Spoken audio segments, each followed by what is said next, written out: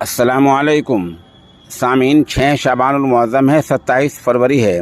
ख़बर का उन्वान है बीएसएफ के जवानों पर हमला, 2 नौजवान शदीद ज़ख्मी। हमला करने वालों ने जवानों के हथियार भी छीन लिए। किसने हमला किया, कहाँ हमला किया, किस हालत में हमला किया, क्यों हमला किया, इन तमाम बातों पर मुश्तमिल ये ख़बर है। पूरी ख़बर सुनें। हिंदुस्तान और बांग्लादेश की आलमी सरहद पर तैनात बीएसएफ यानी बॉर्डर सिक्योरिटी फोर्स के जवानों पर 100 से ज़्यादा बांग्लादेश के बदमाशों और देहातियों ने हमला कर दिया है, जिसमें 2 नौजवान शदीद ज़ख्मी हो गए हैं। बीएसएफ के जवान हिंदुस्तानी किसानों की सरहद के लिए हिफाजत के लिए अपनी ड्यूटी दे रहे थे, तभी उन पर सरहद पार से बदमाशों ने हमला कर दिया और उनके हथियार भी लूट ले गए। बीएसएफ को जैसी ये खबर मिली, उन्होंने इस मामले को बॉर्डर गार्ड्स बांग्लादेश यानी बीजीबी के सामने उठाया और फ़ौरन ही फ्लैग मीटिंग बुलाई।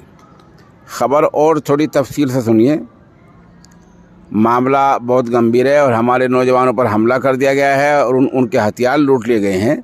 समाचार एजेंसी ANI की रिपोर्ट के मुताबिक बीएसएफ ने एक बयान में बताया कि यह हादसा बंगला फ्रंटियर के बेरहमपुर सेक्टर के ज़ेर इंतज़ाम सीमा चौकी निर्मल चर 35 बटालियन के इलाके में हुआ है।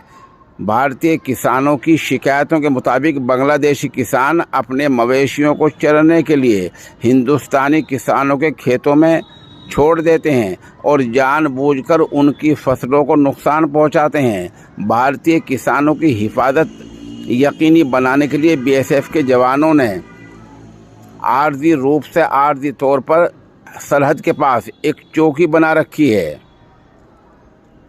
इतवार के दिन इसी चौकी यानी निर्मल चर के पास बीएसएफ जवान सीमा पर सरहद पर ड्यूटी दे रहे थे, तभी उन्होंने बांग्लादेश के किसानों को और उनके मवेशियों को हिंदुस्तानी किसानों के खेतों में आने से रोक दिया।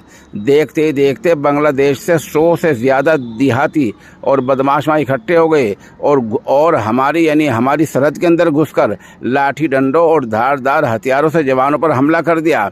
इस मामले में 2 नौजवान शदीद ज़ख्मी हुए हैं। बदमाश उनके हथियार छीन ले गए और हथियार छीन कर बांग्लादेश भाग गए। अब सवाल ये है कि अब क्या होगा। ये सोचना सरकार का काम है ताकि हमारे नौजवानों पर इस तरह हमला ना हो और उनके इस तरह हथियार न